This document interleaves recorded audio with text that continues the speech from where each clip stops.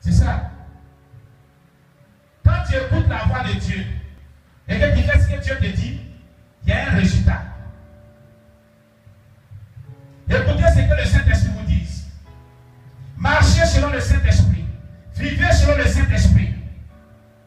Vous allez voir que votre vie sera transformée. Vous allez voir qu'il va changer l'histoire de votre vie. Vous allez voir qu'il va vous donner une onction nouvelle. Cherchez la face de Dieu. Cherchez la face de Dieu. Cherchez l'intimité avec Dieu. Consacrez-vous. Sanctifiez-vous. Dans les derniers temps, voilà ce que Jésus cherche. Des chrétiens qui vont aller dans la présence de Dieu.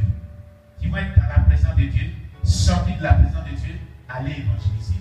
Quitter l'évangélisation, rentrer dans la présence de Dieu. Sortir de la présence de Dieu, aller prier pour les gens. Quitter prier pour les gens, rentrer dans la présence de Dieu. Présence de Dieu, l'œuvre de Dieu.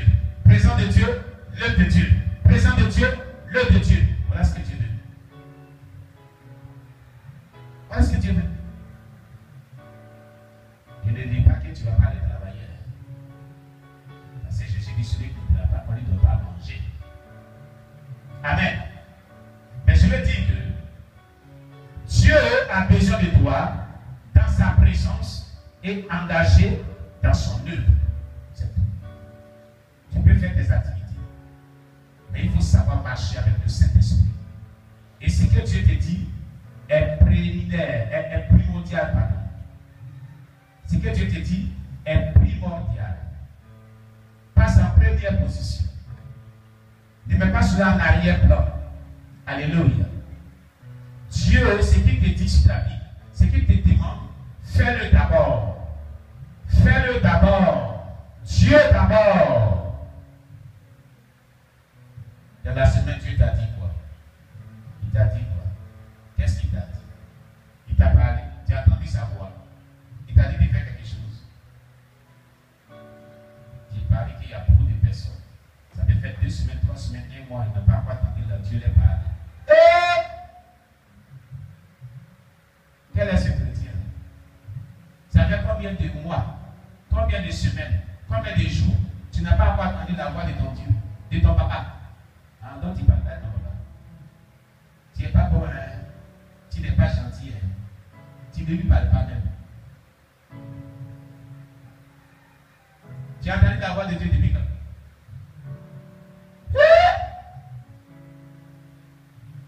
Voilà un problème majeur. Comment est-ce qu'il sera content de toi? Vous savez, il y a une chose. L'onction s'active par la communication quotidienne avec Dieu. Voilà l'un des secrets de l'onction. L'un des secrets de l'onction, c'est que cette onction s'active par la communion, la communication, la conversation quotidienne avec Dieu. Si vous causez, vous dialoguez, vous communiquez avec Dieu quotidiennement, l'onction ne vous quittera pas. L'onction ne vous quittera pas. Elle va aller de croissance en croissance. J'explique. Prenez votre Bible. 2 Corinthiens chapitre 13, verset 13. Dernier chapitre, dernier verset. 2 Corinthiens chapitre 13, verset 13.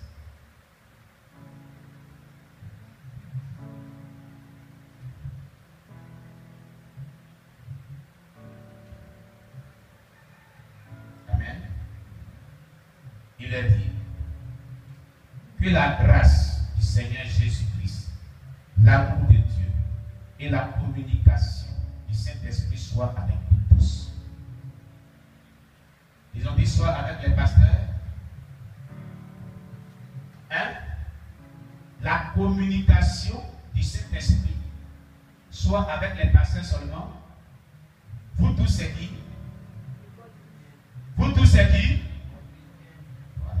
La communication du Saint-Esprit dit la conversation avec le Saint-Esprit, le dialogue avec le Saint-Esprit. Parler avec le Saint-Esprit soit avec tous les chrétiens. En temps normal, tout chrétien doit communiquer avec le Saint-Esprit. Parler avec le Saint-Esprit à tout moment. Quelqu'un comprend bien ce que je suis en train de dire? Le secret secret de l'onction pour ne pas qu'il te quitte. Quand le Saint-Esprit te dit, fais ceci. Personne peut te dire aujourd'hui, lève-toi et loue-moi. Commence à le louer. Commence à le louer. Tu le loues. Tu le célèbres. Tu le loues. Tu l'exaltes. Tu le loues, tu l'adores.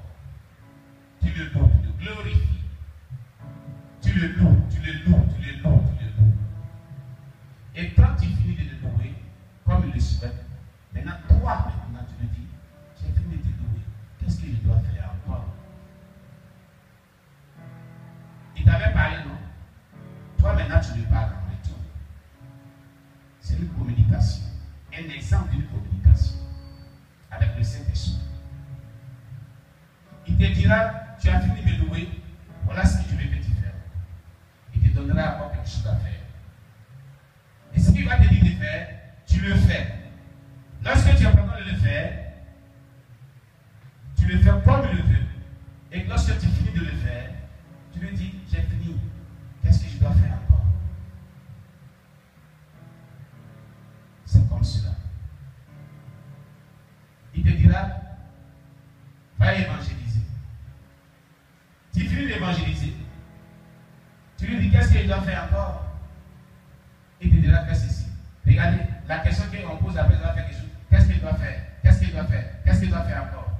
C'est l'attitude de qui?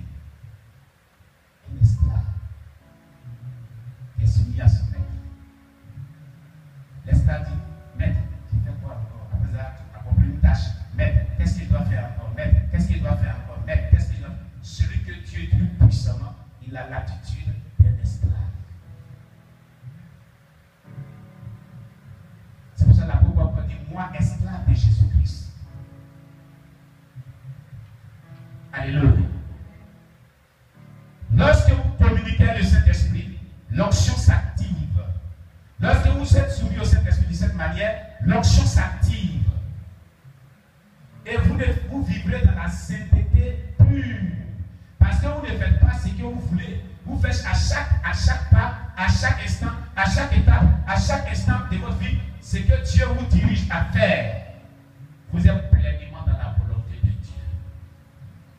Et c'est pleinement dans la volonté de Dieu que l'onction se manifeste. Le secret de l'onction, c'est quand tu es dans la volonté de Dieu qu'elle se manifeste. Que cette onction se manifeste. L'onction ne se manifeste pas hors sa volonté. L'onction se manifeste dans sa volonté. Donc celui qui fait la volonté de Dieu, volonté après volonté, il grandira de l'onction. L'onction ne lui manquera pas. L'onction progressera avec lui. L'onction se manifestera davantage. Quelqu'un me comprend bien. Quelqu'un me comprend bien. Vous n'avez pas encore compris. Vous n'avez pas encore compris. Vous savez pourquoi je le dis? C'est que je viens de dire là, je l'avais dit plusieurs fois ici, mais personne ne l'a expérimenté. Moi, quand quelqu'un dit l'a compris, c'est qu'il l'a expérimenté au moins une fois, deux fois, puis j'ai fait. Là, il sait que tu as compris. Mais quand tu as compris, puis je ne vois pas ça dans ta vie, tu n'as pas compris. Amen. Amen. Je le répète. Voulez-vous que l'onction de Dieu ne vous manque pas et qu'elle se manifeste à tout moment dans votre vie? Ayez une vie de communication avec le Saint-Esprit. Une vie de dialogue avec le Saint-Esprit.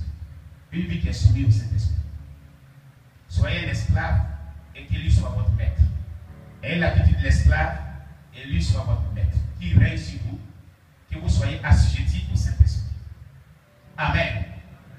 Lorsque vous allez engager une conversation, ou bien le jour que vous parlez, et vous demandez de faire quelque chose, faites-le comme ici pour moi. Quand vous finissez de le faire, demandez-lui, Saint-Esprit, est fini de faire. Qu'est-ce que tu voudrais qu'il fasse? Il va vous dire, faites ceci, faites cela, faites-le encore. Plus tu fais ce qu'il te dit, plus tu dis ce qu'il te dit, plus tu accomplis ce qu'il te dit, tu es dans sa volonté parfaite. Tu n'es pas dans le péché. Ce qui sort de ta bouche est agréé. Ce qui sort de ta bouche est exaucé. La Bible dit dans Jean 9, verset 31 que Dieu n'exauce point les pécheurs. Quand tu vas faire ce que Dieu te dit, à tout moment, tu seras agréable à Dieu. ne sera pas dans le péché. Tout ce qui sortira de ta bouche sera imbibé d'une onction puissante. Voilà le secret de l'onction. Voici ce qui fait l'homme de Dieu. Voici ce qui fait que lorsque les hommes de Dieu parlent, l'onction atteste ce qui sort de leur bouche. Ça se confirme par une manifestation. Voilà le secret. Parce que ce sont des personnes connectées au Saint-Esprit qui font instant après instant ce que le Saint-Esprit a dit de faire. C'est le secret de l'onction. Je vous donne le secret de l'onction aujourd'hui. Faites instant après instant ce que le Saint-Esprit vous dit de faire. Cette dimension est la dimension de la communion plus intime, profonde avec le Saint-Esprit. On n'arrive pas à ce niveau comme cela. Ce n'est pas un coup de bâton magique. Non. Non et non. Mais c'est le travail très profond d'une soumission vraiment très profonde. Il y a une personne qui est brisée, effacée, qui n'a plus sa volonté, qui n'a plus son moi, mais qui fait seulement que ce que Dieu lui dit. Alléluia. Alléluia. Quelqu'un m'écoute très bien ce matin. Donc, les dons de ministère viennent à travers l'onction qui est sur nos vies. Quelle est l'onction qui est sur ta vie? S'il y a une onction puissante qui émane de Dieu, de Jésus-Christ sur ta vie, les dons des ministères vont se faire connaître, vont se manifester, vont se développer. C'est tout. Et ton ministère sera connu de tout. C'est tout. Maranatha! On acclame le Seigneur Jésus. Alléluia. Que le nom de Dieu soit béni. Exode 35, verset 30 à 31. Les dons des ministères viennent à travers l'onction qui est sur nos vies. Exode 35, verset 30 à 31. Exode chapitre 35, verset 30 à 31. 1 Samuel chapitre 16, verset 3 à 13. 1 Samuel chapitre 16, verset 3 à 13. 1 Samuel chapitre 16, verset 3 à 13. Actes des Apôtres chapitre 10, verset 38. Actes des Apôtres chapitre 10, verset 38. 2 Corinthiens chapitre 1, verset 21. 2 Corinthiens chapitre 1, verset 21. Si donc nous grandissons en grâce, nous grandissons aussi en onction qui est sur nos vies. Amen. Amen. Amen. Ce sont les passages qu'on avait bien utilisés concernant les dons spirituels. Je prie de les dessus. Amen. Vous les direz plus tard. Vous méditerez dessus. Alléluia. Mais je vais dire une chose. Prenons néanmoins Exode 35, verset 30 à 31. Amen. Exode chapitre 35, verset 31, 30 à